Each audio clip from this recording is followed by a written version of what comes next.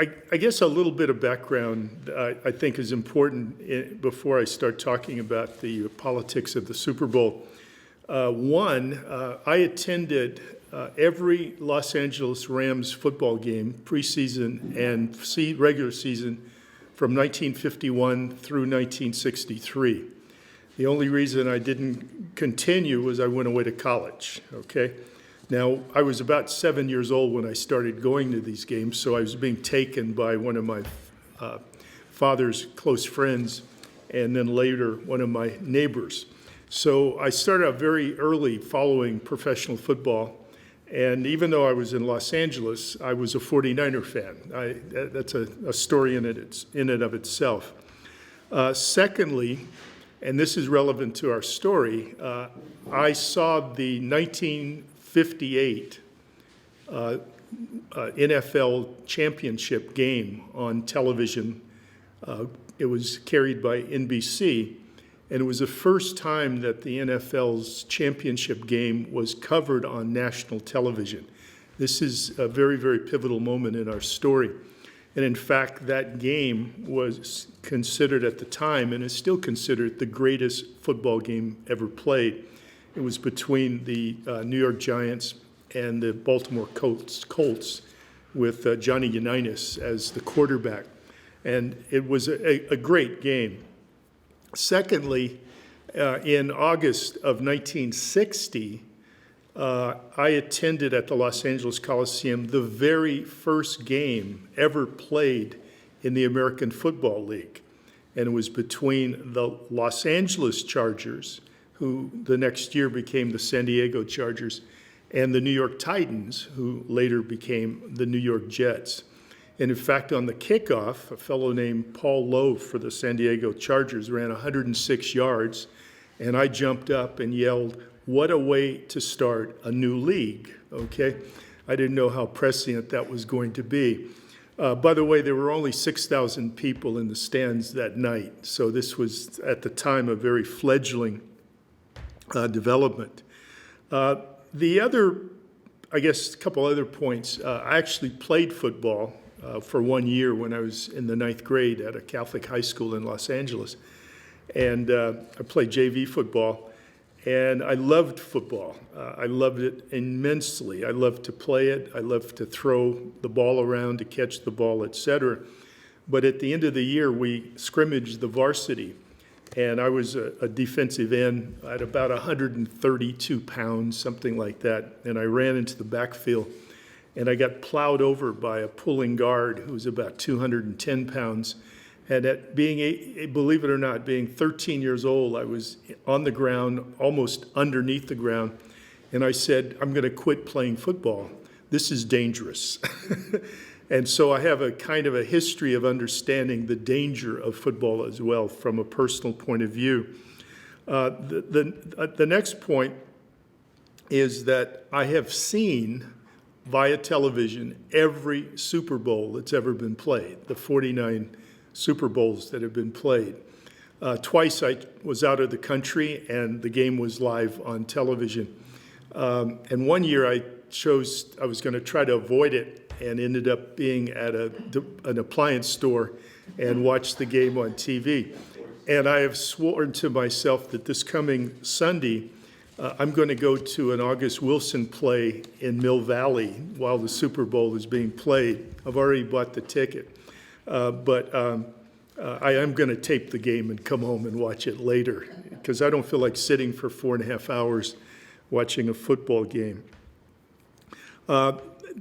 On a more academic level, as Steve said, that I have published quite a bit of material over the years dealing with politics and sport. And I think the two most relevant articles I've written was one back in 1997, and it was entitled International Sport and Globalization. And it was published in two different sources. One was a journal published at Sheffield University called New Political Economy. This was spring 1999. And as a side, curiously, it was also published by the International Olympic Committee in their magazine, Olympic Review. That was November 1999.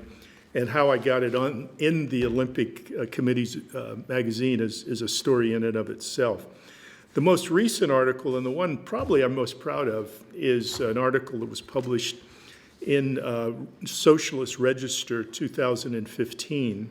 It came out in December 2014, and it's on the Olympic ruling class. So it's an analysis of the evolution of the Olympic movement from being an amateur-based organization run by elites for nonprofit reasons or purposes, and then by the 70s and 80s evolving into a for-profit franchise. So that story in and of itself fits very neatly to understand the character, nature, structure of the NFL today. I wanted to argue, before I delved into this in a little more detail, this topic, I kind of had the impression that the NFL copied the Olympic Committee, but what I feel now is that the NFL actually put into place this privatization model relying on television revenue as early as the late 60s, early 1970s. And Monday Night Football is one example of that development. So that gives a little background to why I'm talking about this topic. I'd like to move into the introduction now and raise the question, what is the Super Bowl? Is it a professional football championship? Is it an excuse for an unofficial national holiday? Is it the most lucrative day for betting on sport in the year? Is it a profit-seeking corporate franchise? Or is it an enterprise that exposes the symbiotic relationship between the private sector and local government and the function of government in relationship to the public welfare? If you answer yes to all of the above, you're obviously correct. What I'd like to do is to focus on several topics. One is the origins of the Super Bowl itself, explain why the NFL has become so popular, and in parentheses, why it has become so powerful in our political culture, and certainly in the world of sport. And then finally, explore the symbiotic relationship between the NFL and government, meaning how does the NFL put on the Super Bowl? And I find that to be a very, very important theme or topic to understand. Spending some time during each day listening to sports talk radio, they don't talk about these kinds of things when you listen to KNBR or 95.7, unfortunately. And they're not going to call me up to be interviewed. I wish they did. Finally, I'd like to make a few conclusions about the overall topic that I'm talking about. One, what are the origins of the Super Bowl? How do you get into that? Professional football has been around for a long, long time. The NFL really got on its feet back in the 1920s with a number of teams like the Decanter Stanleys, et cetera, et cetera. But it was more of a barnstorming league, some permanency. The Washington team, New York Giants came about fairly early in this process. But it was a very fluid league in the sense that sometimes it had a certain number of teams, maybe a few teams would go bankrupt, et cetera, et cetera. Up until the 1950s, in fact, the NFL had been challenged by a number of other leagues that emerged, all of them more or less collapsing. Occasionally, the NFL co-opting some of the teams from those leagues. The San Francisco 49ers, in fact, came about in the NFL through that exact process because in 1946, the All-American Football Conference was formed with a number of teams around the country, the Cleveland Browns, the Baltimore Colts, and the San Francisco 49ers. But that league, the All-American Conference, went defunct in 1949. And in 1950, the NFL co-opted the Niners, the Browns, and the Colts into the league. That's about exactly the moment I began watching professional football games. There were about 12 teams, 2 leagues, 2 divisions, and at the end of the season, the winner would play in the NFL championship. There were only 2 teams outside the Northeast corridor at the time, and they were the Los Angeles Rams, who migrated from Cleveland in 1946 as an NFL franchise, and then the Niners, who came about again into the NFL in 1950. By 1950, up to 1950, professional football was not an extremely popular sport in the country. It was very localized and a relatively specific fan base. The 3 sports that dominated the American political culture up until the 50s, and I would argue actually till that great game in 1958 between the Colts and the Giants, were college football, baseball, professional baseball, Major League Baseball, and boxing. Those were the sports of choice up until that point in time. But by the late 1950s, as I mentioned earlier, those sports began to gradually move to the sidelines. And professional football, at least by the 70s, were beginning to be incredibly prominent. We could go into a long discussion about why those other sports more or less not necessarily became marginalized, but became kind of on the sidelines, so to speak, related to the NFL. 1960 changed everything, and that was because of events that happened in 1960 began to put us en route to the Super Bowl. Because as I spoke earlier, the American Football League was formed in 1960. In fact, actually it was 59, but it went to the field in 1960. And as I said, I went to the first game ever played in that league. I was probably, 13 years old, by the way. Why did this new league emerge? And one way is that the NFL was basically family-owned, family capitalist. It wasn't corporate oriented at all. The Mara family of the Giants, the Rooney family with the Pittsburgh Steelers, et cetera, et cetera. And they were very exclusive as to who and how teams were going to come into the league. And they weren't really ready for expansion past the 12 teams by the late 50s, early 60s. That was one reason. Another reason is the emergence of new capitalists in the country, basically the Sun Belt wealth.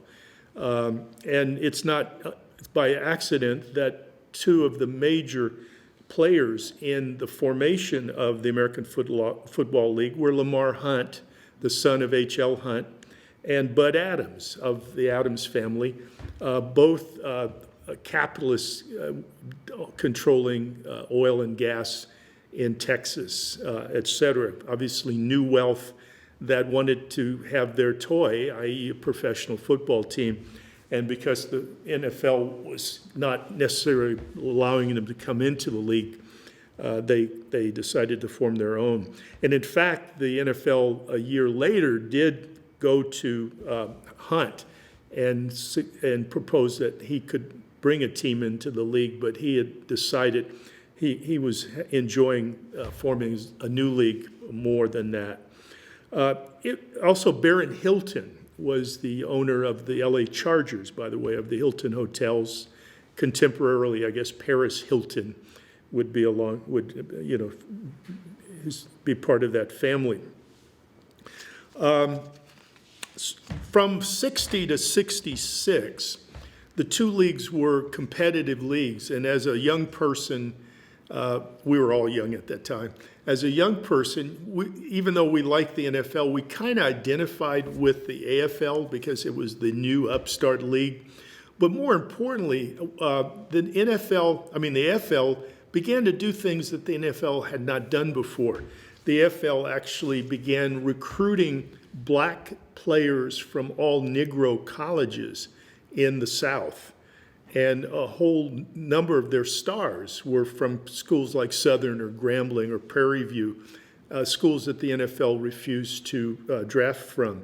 In fact, the Oakland Raiders had a number of those players. Warren Wells, if you remember, was from one of these all-Negro colleges at the time.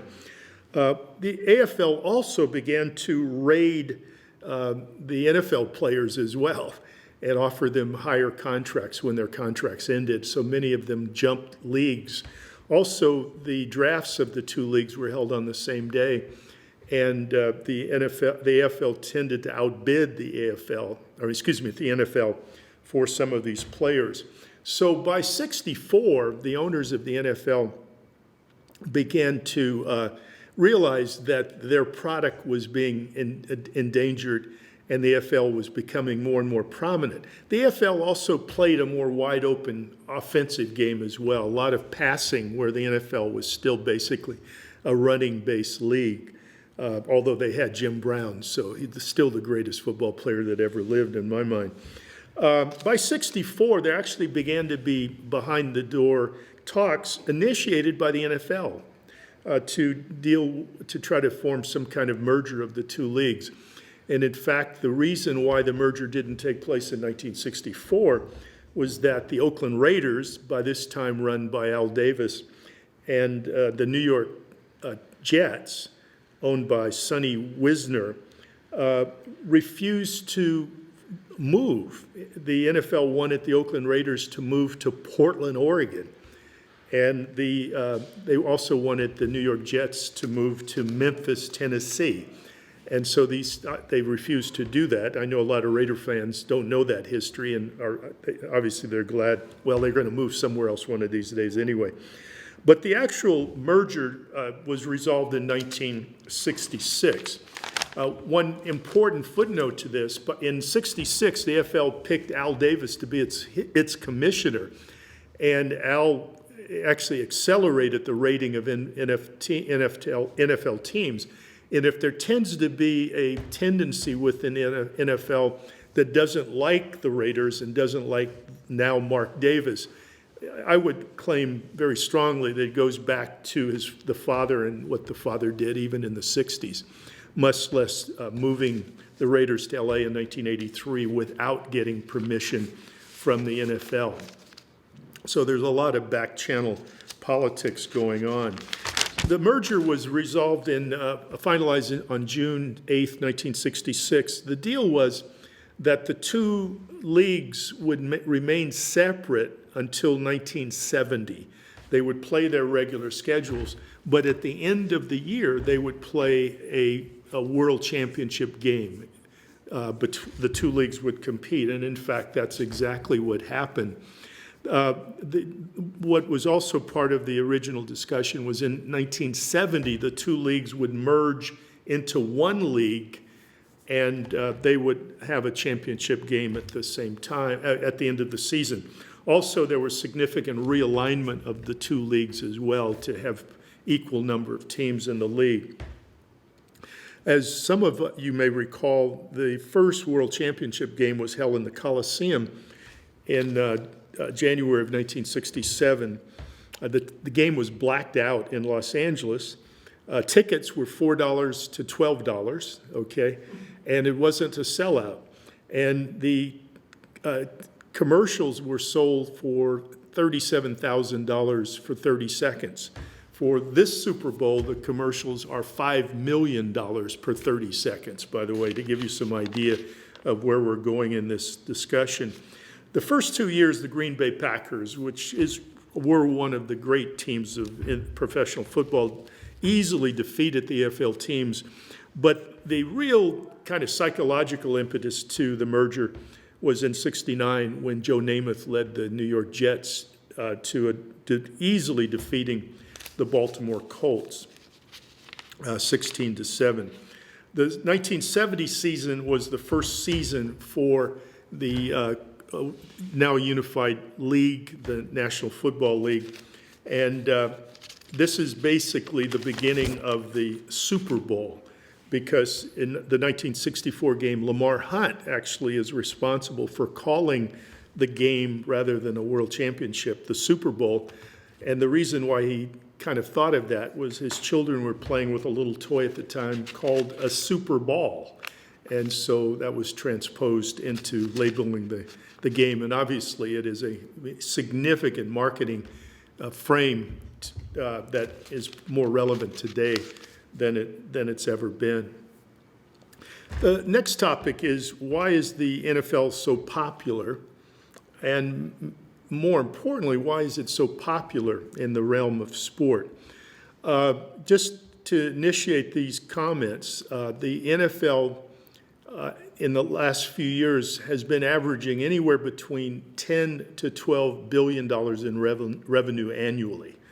And so related to sport, it is by far the most profitable professional sports league in the United States. And it is even more profitable than the English Premier League, the greatest soccer league in the world, I guess. Yeah, you could say that. The Spanish league is pretty popular as well. And the Premier League, which has global television contracts, earn just half of what the NFL earns. So the NFL is very, very prominent. Why, first of all, why has it gotten to this point of being so powerful and so prominent? There's actually one word to describe why it's happened, and that's television and television revenue. We can also add to that marketing and the growing sophistication of the marketing devices that the NFL uses, as well as other sports leagues and international sports federations as well. And also the advancement of technology, particularly telecommunications technology, which allows the NFL to broadcast its product. Just to give you some idea about the revenue that the NFL just generates from television, in 1964, the NFL signed a 2-year contract with CBS to broadcast 2 seasons, and the deal was worth $28.2 million. By 1970, just 6 years later, the NFL signed a contract with both CBS and NBC that was worth $156 million. By 1982, a 5-year contract was worth $2 billion. In 1990, a 4-year contract was worth $3.6 billion. That's just television revenue. 1993, it jumped up to $4.39 billion. And to jump through this fairly quickly, in 2005, a 5-year contract was worth $22.4 billion. An 8-year contract was signed in 2011. I've seen 2 figures, but the one that seems to be most concrete is $42 billion, okay? And just today in the San Francisco Chronicle, there's an article that shows that Thursday Night Football will air on both CBS and NBC next season. The NFL has agreed to a 2-year deal with the networks, the league announced Monday. CBS has carried games in partnership with the NFL network the past 2 seasons. A person familiar with the contract said the deals are worth $450 million for 10 games. So that's where the revenue is coming from. The revenue is also coming from merchandise. I mean, that's why they wear different uniforms all the time. So teenage kids and fanatic adults will want to buy those jerseys and whatever they buy. And they're not cheap, to say the least. Also, the other element of the model, of the privatization model, or the for-profit model, is signing up contracts with sponsors who have the right to show the logo of the NFL on their products. It's exactly the same model that the International Olympic Committee uses, the same model that FIFA uses, and being a passionate track and field fan, it's the same model that the International Track and Field Federation uses as well. This is their main source of revenue, and one of the ironies is that tickets are kind of a secondary source of income. They could actually make lots of money if they allowed people to come into the games for free. Marketing is also very, very, very significant in all of this. In fact, a fellow by the name of Greg McFarland on a website called Investopedia wrote in June of 2015, in this millennium, the NFL has adopted an aggressive marketing strategy dedicated to turning non-fans into dilettante fans, casual fans into knowledgeable fans, and hardcore fans into obsessive fans. And we can see that all you have to do is go down on Market Street, okay? And also turn the television on. It's wall-to-wall Super Bowl coverage, even nightly coverage on major networks or CBS, which is carrying the game. I mean, this is unprecedented for this kind of coverage. But the point is, if these networks are going to pay $42 billion, they want to have a lot of airtime, and vice versa, because they want to get commercials, okay? And they want to be able to get their revenue from selling these commercial spots. Also, a few comments about the advanced technology in all of this. I started watching professional football in the 50s on black and white TV, and there was no national coverage at all. It was just local coverage. The Rams games, when they played on the road, never local games, were broadcast. My first time I saw an NFL game on color TV was in 1963. By the late 60s, we have cable TV. Another important innovation was replay, then satellite telecommunications, which we see the whole industry explode related to the different platforms and networks and channels. All of this, by the way, facilitated by Bill Clinton signing the Telecommunications Act of 1996, which deregulated the telecommunications industry. And today, I don't even understand it. In fact, I don't even care about it. But all these multiple platforms, Twitter and Google and all of this kind of stuff, it's all there's NFL connections, and Google or whomever pay millions and millions and millions of dollars to be able to the NFL to be able to have their product sold. Just to give you one idea of what kind of money we're talking about, there's another point that is very, very important. The commissioner of the NFL in 1960 was a guy named Pete Rozelle, and he served till 1990, so about 30 years. Rozelle actually was the public relations manager for the LA Rams in the early 50s when I started watching the sport. He is generally considered the genius behind all of these ideas. There's always a individual affiliated with the league who is considered the maestro.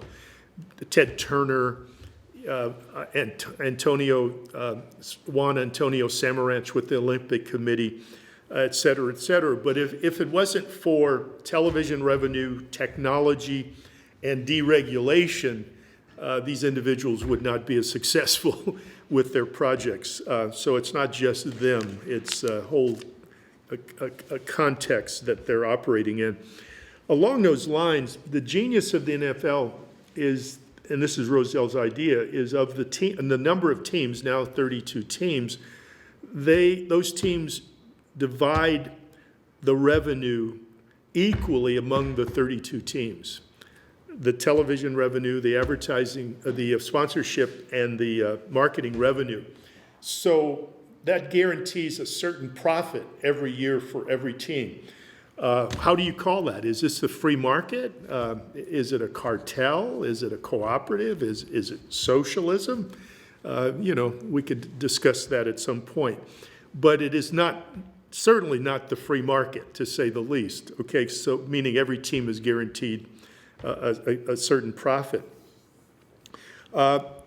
Most teams don't give out their earnings per year, but because one team is publicly owned, and that's the Green Bay Packers, they have to give their statement out every year of revenues and expenses, et cetera.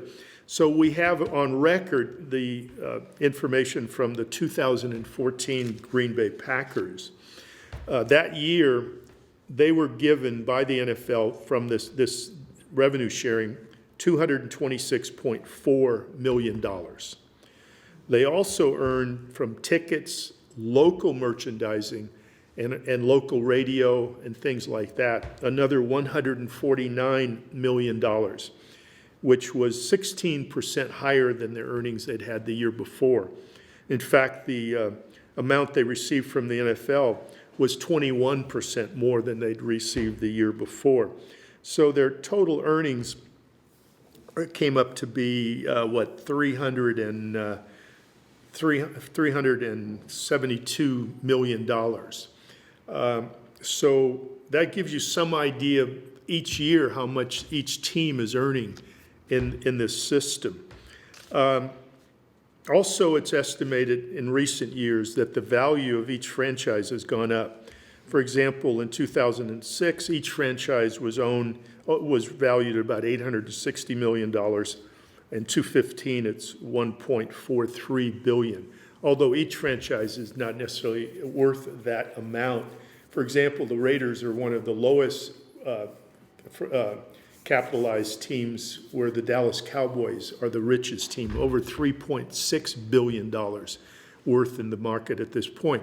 Now, keep in mind that many of the owners bought these teams for $2 million back in the 50s or 40s. In the 70s, they bought them probably for $40 million. Okay, so they're making enormous profits off of this. What are the reasons for their profits? One is the television revenue that they're receiving from the NFL, but also they are going to each city threatening to move if the city doesn't build them a new stadium, and the cities generally capitulate in some form, whether they know it or not, and I'll give you a case study in a minute. And they build these new state-of-the-art stadiums, the 49ers stadium worth $1.3 billion. That's one of the reasons why the 49ers are now worth over $2 billion, is because of the stadium. To give you some idea, there's a great article from The Atlantic published October 2013 by Greg Easterbrook called How the NFL Fleeces Taxpayers. And I'll just give you the couple quick paragraphs he states related to the 49ers. In California, the city of Santa Clara broke ground. Remember, the article was written in 2013. The city of Santa Clara broke ground on a $1.3 billion stadium for the 49ers. Officially, the deal includes $116 million in public funding, with private capital making up the rest. At least that's the way the deal was announced. A new government entity, the Santa Clara Stadium Authority, is borrowing $950 million, largely from a consortium led by Goldman Sachs, to provide the majority of the private financing. Who are the board members of the Santa Clara Stadium Authority? The members are they are the members of the Santa Clara City Council. In effect, the city of Santa Clara is providing most of the private funding. Should something go wrong, taxpayers will likely take the hit.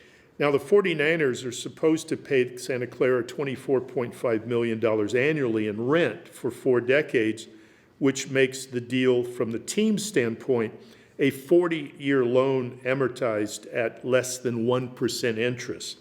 At the time of the agreement, 30-year Treasury bonds were selling for 3%, meaning the Santa Clara contract values the NFL as a better risk than the U.S. government. I don't know what's going to happen in Oakland, but up to this point, I appreciate the mayors of Oakland refusing to dish out public money to build a stadium for the Raiders. My solution is they should just move to UC Berkeley and play in Morial Stadium. By the way, Mark Davis explored that option. Surprisingly, he didn't ask me, but I would have suggested it. So this gives you a little capsule as to where the money comes from and what kind of money we're dealing with.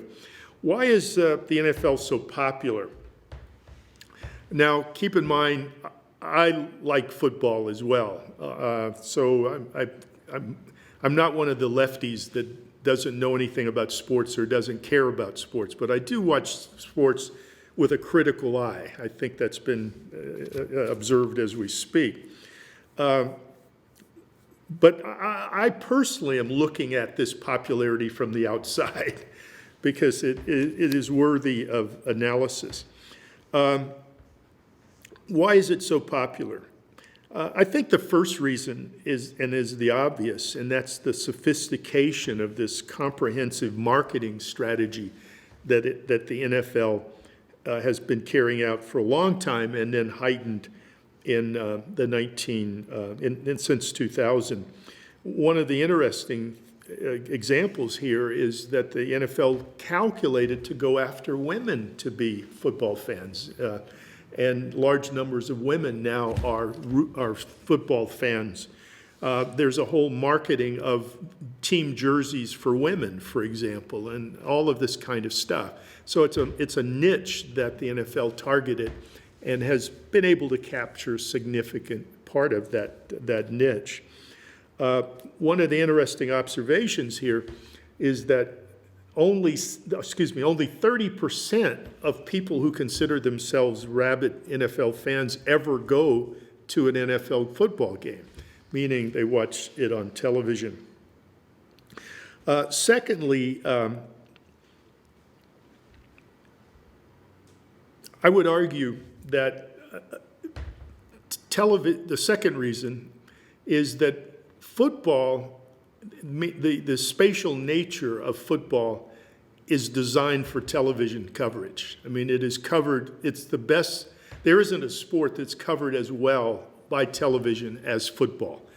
And as we see for the Super Bowl, they're going to have, I don't know how many cameras, but 49, 50 cameras, all kinds of new innovations, for us with watching our flat screen televisions and all that kind of stuff. So it is the presentation, I think, is interesting and is alluring to some people. I do think there's, thirdly, a psychological element to all of this as well, and that is the logical thing, and that is the tribal identity that we have, meaning we associate ourselves with a team and live and die with that team. And that gives people, owing to the alienation that many people feel in our culture because of the relative lack of meaningness in popular culture, a sense of belonging, a sense of identity. And certainly, lots of people are susceptible to the marketing strategies, and the marketing strategies are designed to capture those kinds of psychological needs as well. Another psychological level that I feel very strongly about related to why professional football in particular is popular, and that's the violence of the game. Somehow we still have in our makeup kind of a thrill related to violence. The interesting thing about what football is, it's controlled violence using an orderly process. You can kill somebody within the rules, but the minute you step out of the rules and kill somebody, you're a thug, okay? So it's exactly what U.S. imperialism is, okay? So there is an analogy there, I think, that's important. Another reason about why people are interested in football is there is drama to football. The games can be very interesting. They can be boring as well. And who's going to win? The debate starts on Monday and goes all the way till Sunday afternoon. Watching the game, people are on edge as to who's going to win the game, et cetera. So there's all kinds of drama.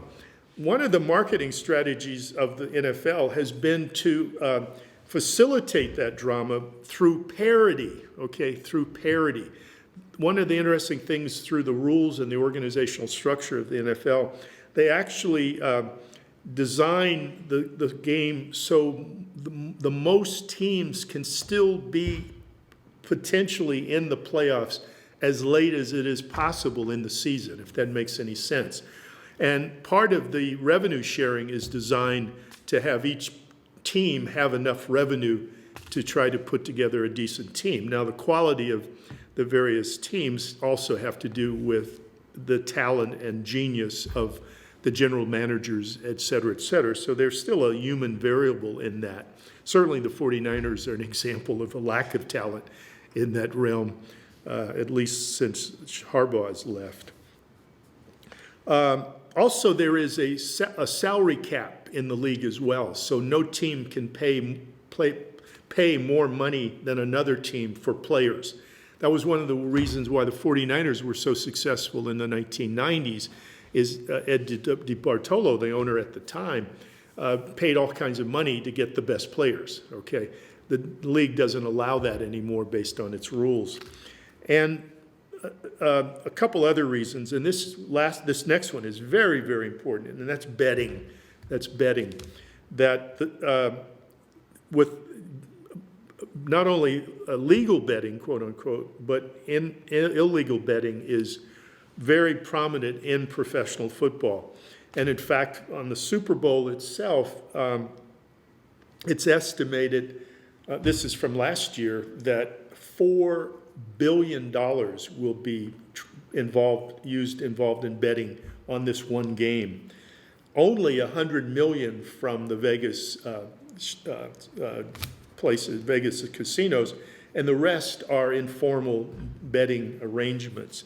So that keeps people's interest in the game if they are, because there's a chance they may win money. So that's another way that links the league.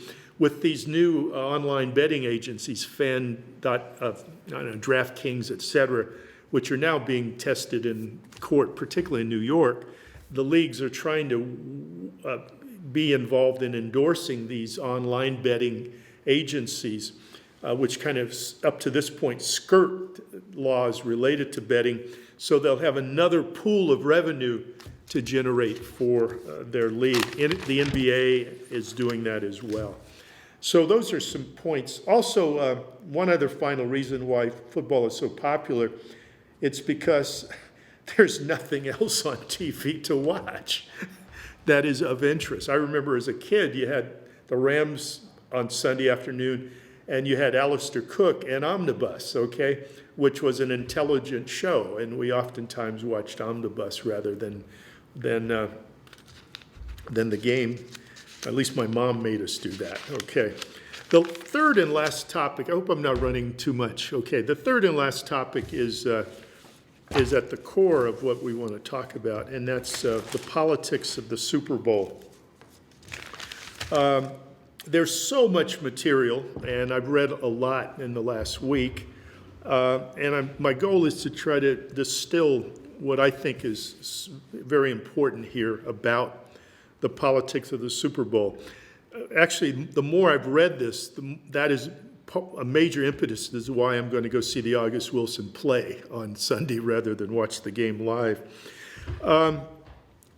Maybe the best way to get into this is to explain that the NFL has a specific committee that deals with the bidding process to decide who is going to host the 49ers.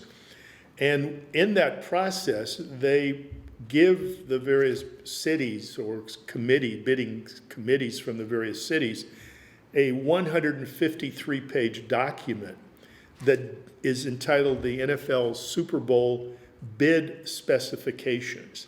And it goes into enormous detail as to how the process for a city to gain the Super Bowl will go about getting the Super Bowl, and secondly, what the city, quote unquote, has to do to put on the Super Bowl. What is very, very, very important is that the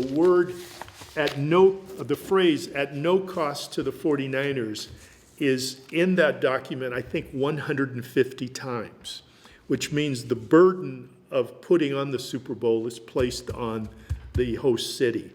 Now, how does that go about? Well, there's several structures involved. And obviously we have the city, and you have, I'll sketch this very quickly, you have city government, and you have elites in the city that are obviously corporate and government, former government activists, et cetera. And at a particular point, they decide they would like to host the city. The pattern in the last number of years has been that teams that build new stadiums will be first in line to host the game because that stadium will generate more revenue than an older stadium for the respective game, for the particular game.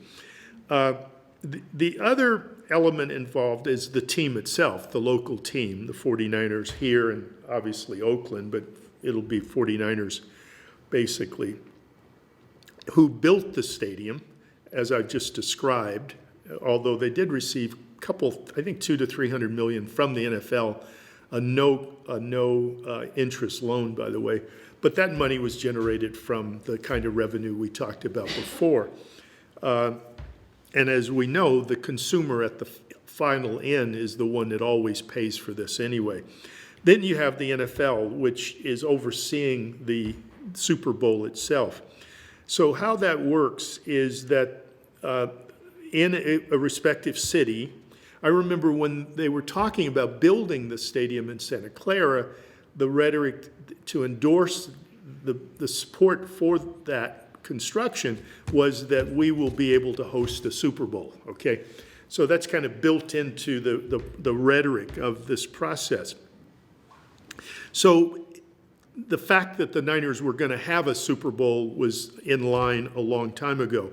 So I guess somewhere around 2010 to 11 to 12 or whatever, a committee is formed in San Francisco area to be the bid committee to go to the NFL to negotiate the contract for the Super Bowl itself. And so the NFL bidding committee sits down with this local bid committee, and they go over this document, and the local bid committee has to agree to everything in the document before they're given the Super Bowl. And so they sit down, and in fact, if you look at the document, after each section, there's an area where the committee has to sign and agree to those specific terms. To give you, there are all kinds of things that are amazing. The number of hotel rooms that have to be provided for free. Parking spots, 35,000 parking spots at the stadium for free. The resodding of the field, the local committees have to pay for. The NFL wants access to 2 premier golf courses, several bowling alleys. They want a clean zone where local capitalists or entrepreneurs or merchants or vendors around Justin Herman Square or Plaza have to be carted away. And there's a certain distance that has to exist where there can be no entrepreneurs that are going to be in conflict with the NFL. It's incredibly detailed. At the same time, the International Olympic Committee has a similar document. I mean, this is not unique to international sport and local sport as well.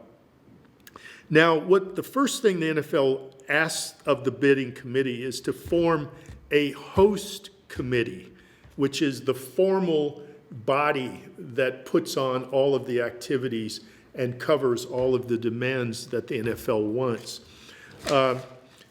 This is the committee that is in controversy with the Board of Supervisors and the mayor at this point in time.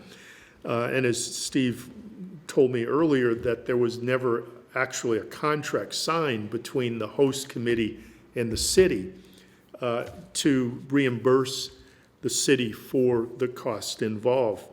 At this point, I think it's mentioned to be 5.3 million or something like that for police, transit workers, as well as for cleanup crews, et cetera, et cetera. I'll give you my opinion about that in a moment.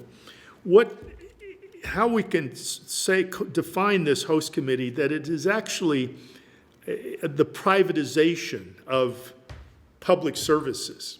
It becomes a pseudo-governmental body, although in name it is a private entity, but it is carrying out demands on the city and dealing with the city as if it was a government agency, et cetera.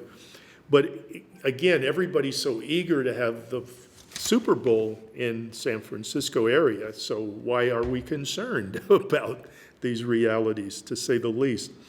For example, the NFL designates in its document that the host committees they have the right to buy 750 tickets at face value, for example, and who gets those tickets, and who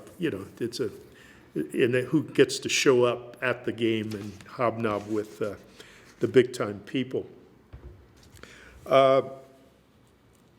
So there's this structure. Now this host committee is made up, and the NFL demands that they be made up of local elites, i.e. capitalist interests, as well as former senior government officials. Willie Brown would be one. Condoleezza Rice is on the committee, et cetera, et cetera. The CEOs of a number of corporations, Google, Apple, et cetera, et cetera. There's a website, actually, and you can see the host committee, advisory committee. But most of them are from telecommunications, Silicon Valley services, and things like that, et cetera. Now, what the host committee then goes about doing is to raise money to carry out the functions of the Super Bowl that's dictated by the NFL to conduct the Super Bowl. This is secretive information. There's no definitive statement that tells us who is donating and how much. But there has been a document recently circulated that basically claims that the donors, it gives you some names, and it gives you kind of a minimum amount that was donated to the host committee. But it's Apple, Boston Consulting Group, Chevron, Dignity Health, Google, Intel, Intuit, Kaiser Permanente, Old Navy, Optimum, the Niners, SF Travel, SAP, Seagate, Value Added Capital, and Yahoo. And they've given a minimum of $2 million to the host committee. Groups that have given anywhere between 500 to 900,000, or a mix of services. Sonoma County Tourism, Pebble Beach Resorts, Verizon, San Francisco Chronicle, Bay Area News Group, Nextdoor, NBC Bay Area, KNGO, Cumulus, et cetera. And then Uber and Radium One and Clean Canteen, Nestle's, Mosaic, Edelman, et cetera, anywhere between 100 to 500,000 in donated, mainly in services. So this is how the host committee raises the money to conduct and carry out the Super Bowl in the interests of the NFL.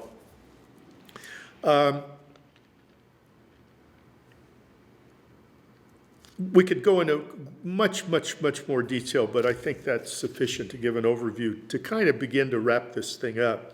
What are the motives? What are the motives of the city elites to have a Super Bowl in their local community? There's a range of reasons, many of them separate from one another. There is some overlap. One is prestige, to sell, to feel good about your city. I mean, you hosted a Super Bowl. Obviously, the marketing of the city is important, although my question is this necessary for San Francisco to market San Francisco as a tourist agency? In fact, what I've been reading, there's tourists are not coming to San Francisco this week because of the Super Bowl. I went to the London Olympics back in 2012. I've been to 5 Olympic Games, by the way. I went to the 2012 Olympic Games, and for months and months ahead of time, in the international press, on the media, all this scare tactics is the city's going to be inundated. There's going to be no hotel rooms. The prices for the hotel rooms are going to be so expensive, et cetera. I went there, and over near Russell Square, there are hundreds, not hundreds, but scores of hotels. They were all empty. You could rent a room at I think the National Hotel for, I think it was 79 euros a night, okay? Which is generally, that's pretty darn cheap for a room in London. So when they talk about how many people, 1 million people are going to come into San Francisco, the NFL says, oh, it's going to be $500 million in revenue for the city.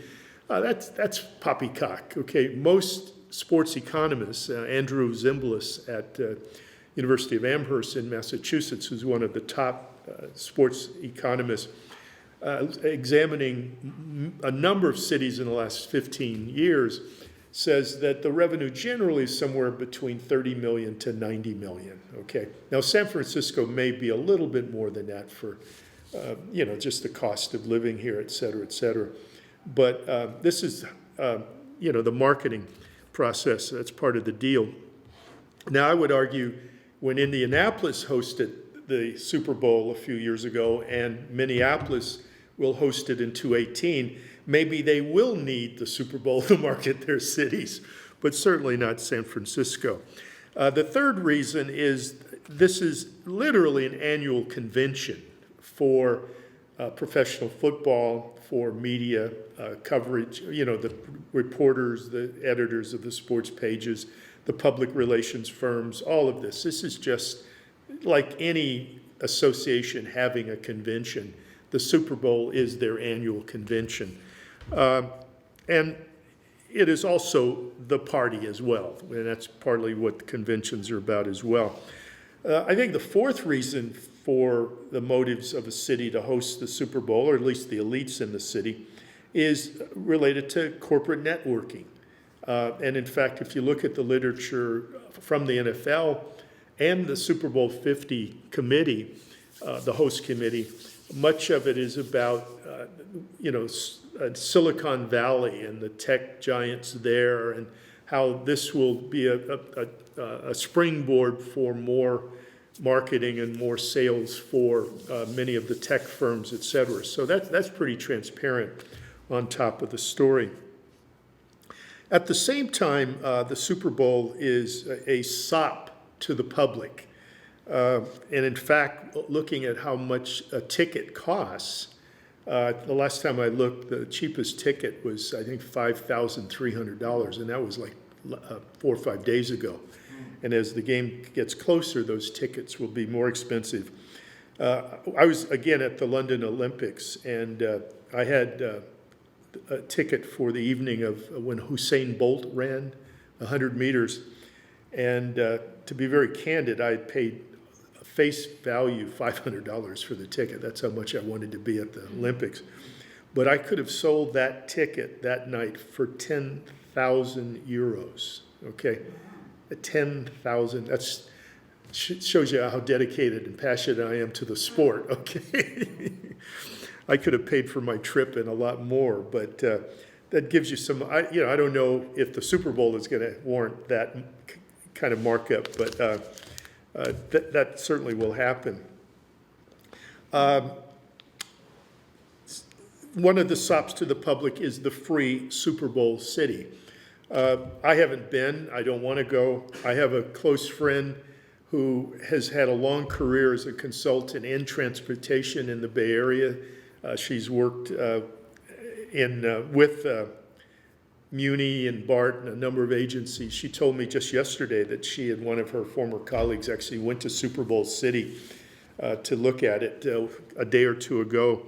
And the words she said to me about describing it, it was overpriced, shameless corporate presentation, and it was an embarrassment to anything even garish. That's a direct quote from her, okay? This is at the Moscone Center? This is the one, Justin Herman Plaza. She may be right or wrong, I don't know. But certainly the game is going to be popular. Last year, 114 million people watched the game. At least that many or more will watch it on Sunday. Could I have a few more minutes? Okay, let me make a couple concluding remarks. I think there are lots of things I could say. I basically said most of what I should say already. But a couple things stand in mind, and is that this to me is a model of how neoliberal capitalism works in our society, and for that matter around the world.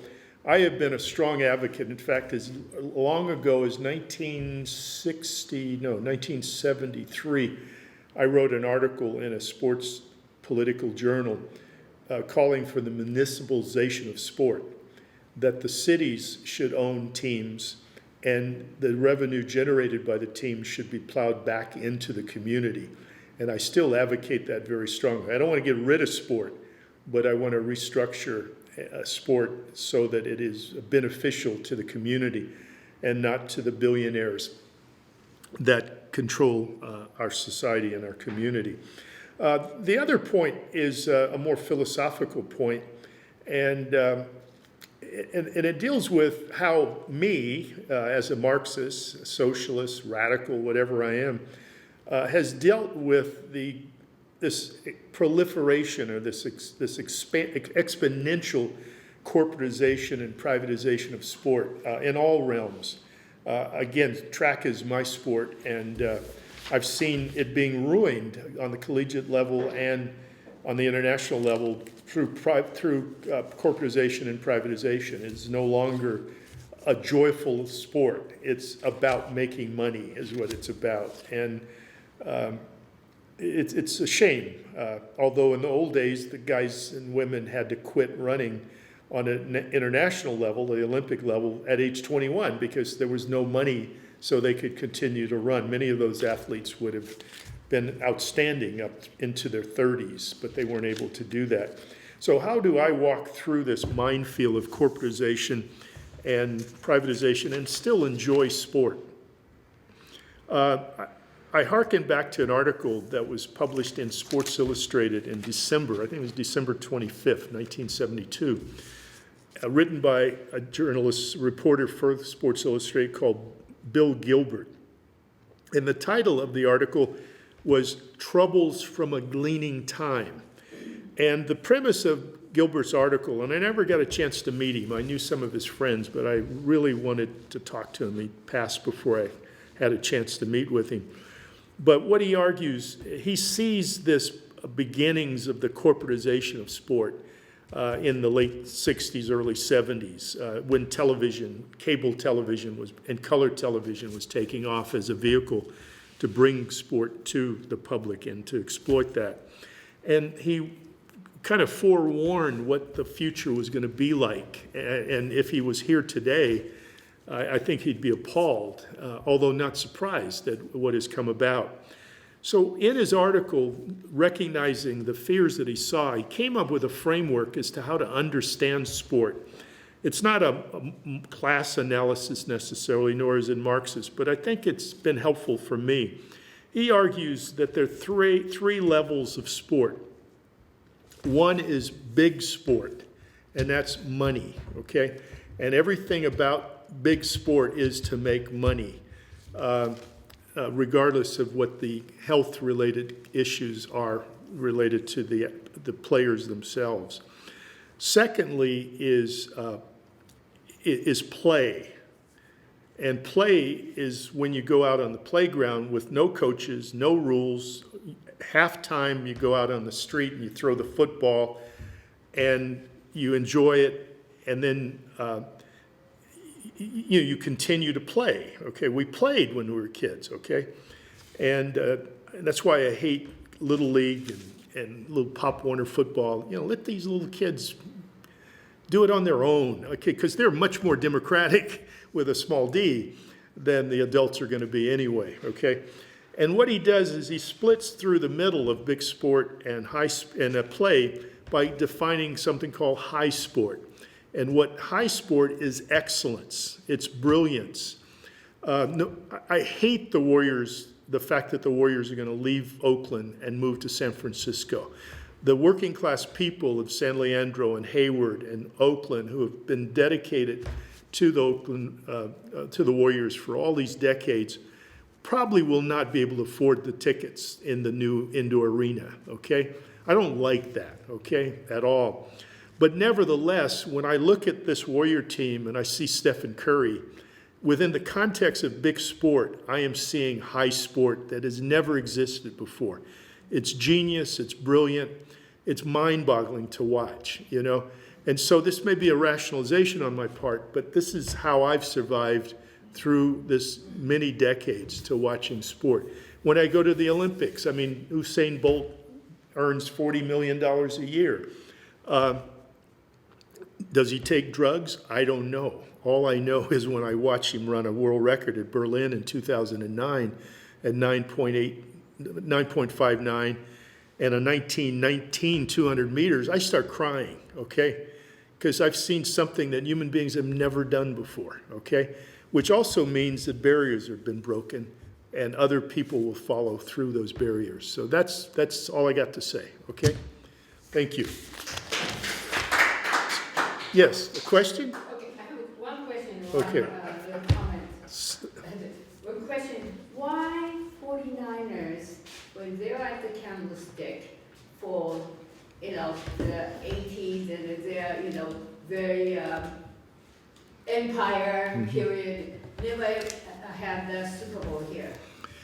Well, a couple reasons. One, the stadium was a flabby stadium. I mean, related to NFL standards, to say the least. Secondly, up until the advent of these new super stadiums, these billion-dollar stadiums, the NFL basically wanted the games to be held in warm climate cities. And so for most of the years of up till the last 10, 12 years, the Super Bowl was generally in Miami, New Orleans, Dallas, or Pasadena, or the LA Coliseum, okay? And obviously Candlestick strikes out for 2 points there. There was a Super Bowl in the Bay Area in 1985 after the 84 season, but it was held at Stanford University in their stadium. Now that stadium was torn down about 7 or 8 years ago and completely remodeled. But that stadium held 80,000 people at the time, okay? So there'd be more spectators as well. And the climate down on the peninsula is much better than in Candlestick Point area. What is kind of interesting, there was actually an article, I think in the Chronicle a few days ago pointing this out, is that the seats at the old stadium, and I miss the old stadium because the new one doesn't have a running track around it. And also, I like old stadiums, okay? I wish the Niners still played at Kezar, to be honest with you. But how the NFL saw the bleacher seats and said, this isn't acceptable, we're going to need some kind of padding. Well, a new fledgling company called Apple bought 85,000 padded cushions with Apple logo on it, and they were on the seats. So we see this blending of marketing, Silicon Valley and the Super Bowl and the NFL right in our midst going back to 1985.